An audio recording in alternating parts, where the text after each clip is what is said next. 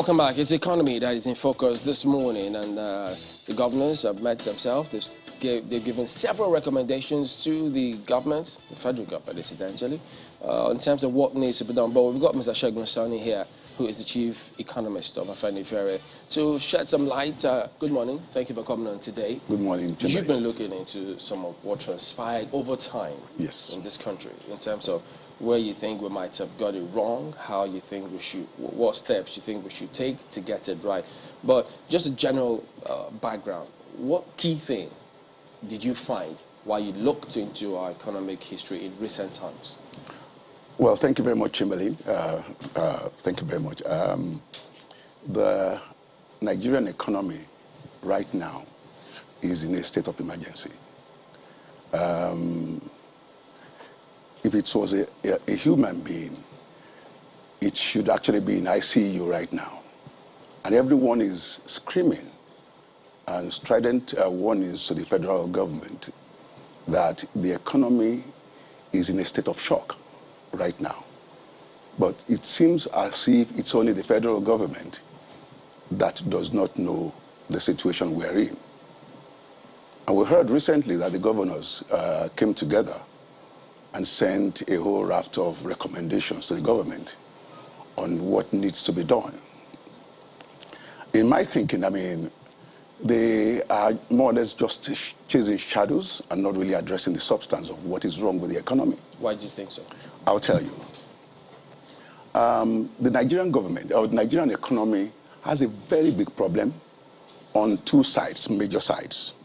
One on the side of revenue, on the side of expenditure. First and foremost, the oil market is at an all-time high. Oil is selling at about $100 per barrel today. But unprecedented in Nigerian history, where the oil market will be sky high and the Nigerian economy will be in a hole. It has never happened. That's ironical, right? It's a big paradox. It's never happened in history. Over time, we've always seen a pattern where the Nigerian economy cycles around the performance of the oil market. What do you think is responsible for that? They say there's stealing of oil. So Nigeria has an OPEC quota of 1.8 million barrels per day. But maybe less than 1 million is what Nigeria is seeing. At the best of times, I mean, the revenue stream of Nigeria is hardly enough to power an economy of 200 million people plus. But now we have found ourselves in a situation where the revenue is being stolen. We don't know. And the government of the day, this is an existential problem, an existential situation that the government of the day should be raising an alarm, where everybody should actually be around the table trying to find out what is going on, who is behind this. But the government is keeping on as if all is well. So do you buy that, my apologies, Chairman, do you buy that argument or that position that the oil is being stolen? If it is not stolen, where is the money? So, I mean, if it is not stolen, where is the money? So the government should address that question. I'm asking that question because you are an economist. Yes. And there are things you will know that you may not even be able to say, most certainly. But, I mean, there are those who will be wondering, how is it possible for the oil to be stolen and it is unknown? At the time it was being, should I say, hemorrhaged by militants, the whole country knew. Absolutely. The federal government stepped in and did something about it. So how is it possible now that oil is being stolen, the mainstay of the economy, and no one, and there are claims that it is being stolen, but we don't know who is stealing it? How is that possible? It's staggering. Like you said, in previous times, when there was militancy in the Niger Delta, and Nigeria's oil production was strictured, then we knew it was because of militancy. And the federal government stepped in and did something about it. Over time, what we've always heard about Nigeria's revenue patterns, oil prices went down, Nigeria's revenue went down. I mean, oil prices went up, Nigeria's revenue went up. That has always been the pattern. This is the first time where the oil prices have gone high but our revenues have nosedived. And the government is saying, we don't know. And I mean, there's no sense of urgency. There's no sense of alarm around what is going on, despite the existential nature of what is going on. Doesn't that also, indicate the threat that, that is positioned around us concentrating only on one product for the economy? That is a big problem, and it has always been like that over time. Let's imagine, okay, we have not been able to solve that problem of the monocultural nature of the Nigerian economy. But at least what we have currently is what we should manage around. So we have the oil market. We don't have anything yet because there's no revenue from, hardly any revenue from elsewhere. Now, the revenues have gone down. Now, over time, the expenditure pattern of the federal government has been profligate, wasteful, corrupt, opaque over time. Now you hear officials of government say Nigeria does not have a debt problem because Nigeria has only a revenue problem. If you have a revenue problem, shouldn't you contain your cost? Shouldn't you manage the way you spend money? Concerning that hemorrhage, now government argues that they're doing something to ensure that the refineries work here. Okay. Assuming that if we get to refine our crude here, yes, it will have an impact, notwithstanding the crude oil theft that goes on. How plausible do you see that? It is senseless, if I may use that expression. Since 1998, since the time of Abacha, when it has a history behind it. Nigeria used to refine most of its oil consumption until the June 12 crisis, when Nupeng, Kokori, and the rest of them went on strike, of course, to press the government about June 12. And because the government of that time didn't want to budge, so what they did was, we would be importing the petrol if you want to shut down the refineries. And then the people behind it saw the sweetness, they tasted the forbidden fruit. Oh, this is what it tastes like to actually import petrol, to import diesel, to import kerosene. Since that time, Nigeria has never been able to refine its oil at all. So that suggests there was a deliberate attempt to make sure our refineries are comatose. Your guess is as good as mine. So now, to make matters worse, so Nigeria currently spends about 25% of all its total imports on petroleum products, kerosene, petrol, diesel, and all the other ones. 25% of our total imports on diesel, on fuels. So at the end of the day, we are spending so much money, we're wasting so much effort importing these things. Nigeria is spending so much money again, paying the full complement of staff in the refineries that do not produce. They have the full complement of staff going on study leave, attending conferences, going on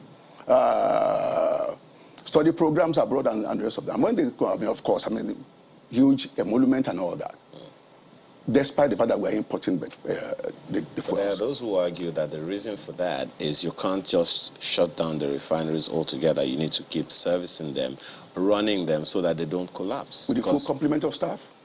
Well, I don't know. With the full complement of staff. And then, on top of that, Nigeria is hemorrhaging, spending huge billions of US dollars, maintaining refineries that will not work.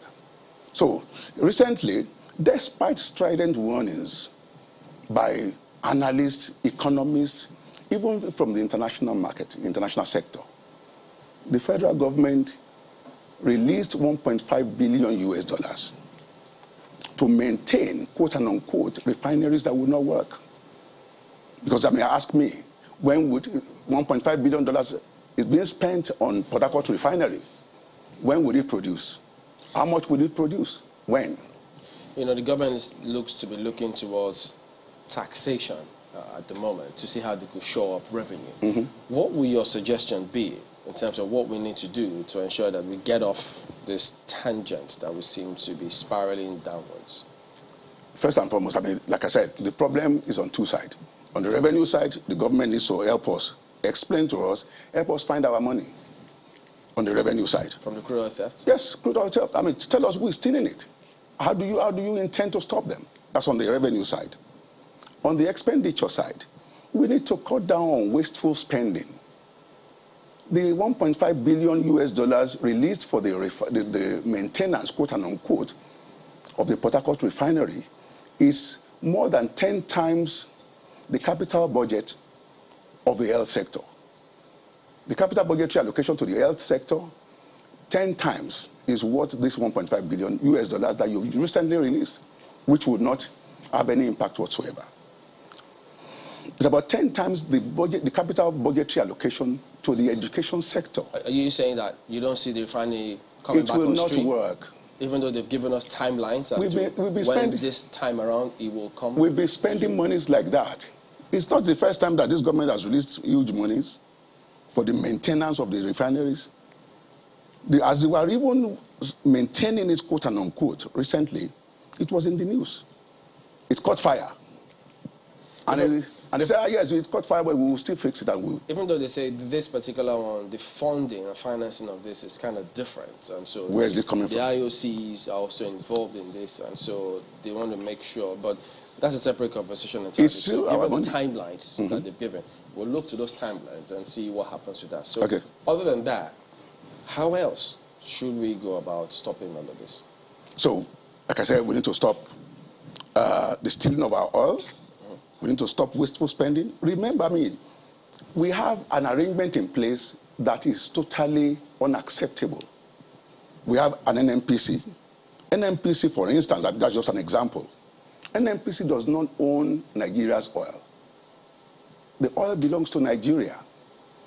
But NNPC takes the proceeds of oil sales for Nigeria and spends the money anyhow it likes. Which one, the old NNPC or NNPC Limited? They say the same NNPC.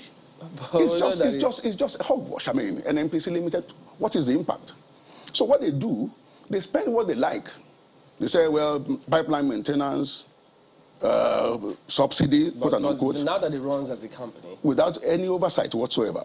So you think that even now that it runs as a company, where they're supposed to declare dividends, make profit, it will still run the same way? Under the same management? It changed. What is the change? Let them tell us. NNPC was always a company. But now you say, okay, it's a company. What is the real impact of that? Tell us the real context in which it is a company. I guess we'll have to wait for Are you privatizing it? They said, no, we're not privatizing it. Under the same management, under the same environment where the expenditure of NNPC is not subject to any oversight by anyone.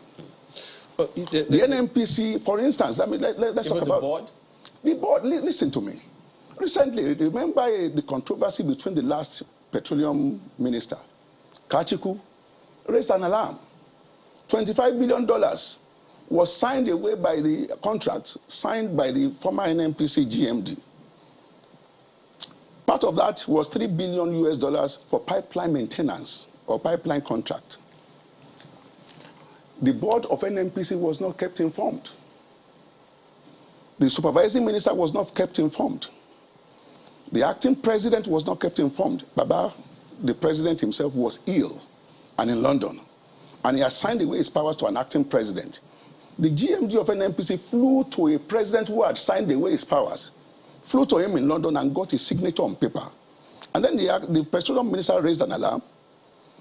How did you do this? The NNPC board did not even sit over this to even look at it or even approve it. And I said, well, how did you sign the contract? They said, well, it went through the NNPC tenders board. Who sits over the NNPC tenders board? The same GMD who signed the contracts is the chairman of NNPC tenders board. So NNPC spends our money the way it likes and then surrenders the rest to us and says, okay, this is what is left after subsidy, after pipeline maintenance. The same subsidy that we don't even know how it is calculated. We just hear the figures. We don't know what is the oil consumption, the fuel consumption of Nigeria is just one figure up there in the air. We don't know how it is calculated. We don't know the landing cost of the petrol or the diesel and the rest of it. We don't know how it is calculated. We just see the figures. And the figures are rising every day on subsidy. Are these part of the wasteful spending you talked about? Absolutely. So you think the subsidy should be removed? You see, not only should it be removed, we don't even know how it is calculated.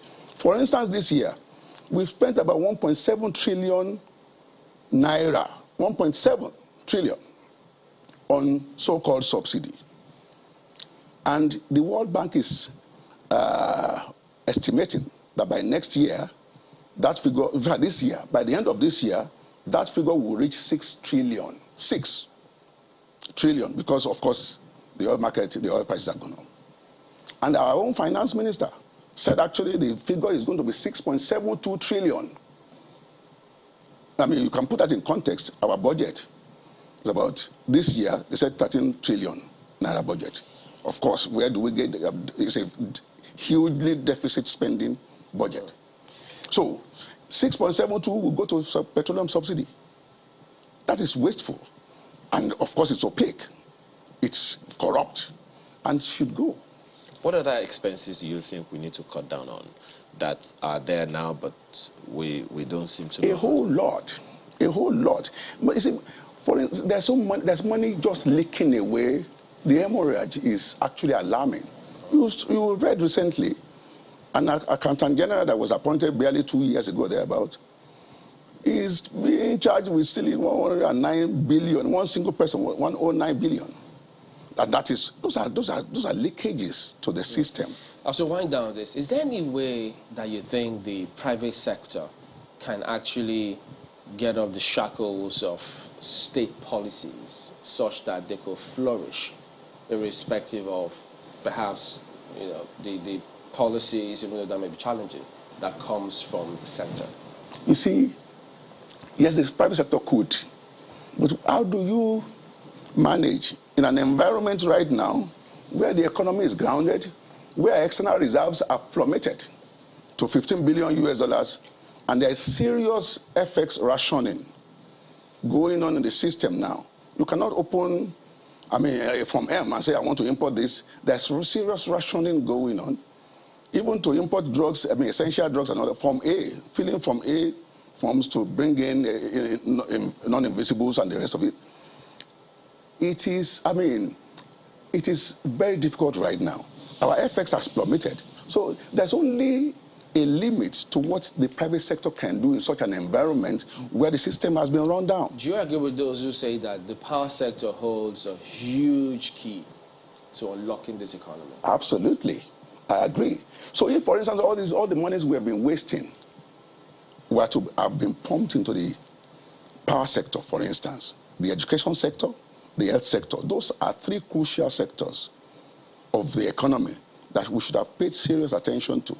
For instance, we generate power, but we cannot transmit the power that has been generated. So there is this still concept of stranded electricity, whereby electricity that has been generated cannot be transmitted to the discos for them to distribute around. So that problem of the transmission infrastructure has not been addressed in the 7 years that this government has been. Anything the states could have done or can do? Obviously. So we need huge investment in that sector. We need for restructuring. Of course, they just announced that recently, to allow the states also to be able to generate power and transmit the power and distribute it within their state. Yeah, that law just being amended. So we hope that they can leverage on that. We can leverage on that, yes. We do thank you for coming on. Thank you very much. Hopefully in the days ahead, we'll keep focusing on the economy, because without the economy, what can we do? Mr. Segun Sanni is the Chief Economist of Refinery. We're back in a moment. Stay with us.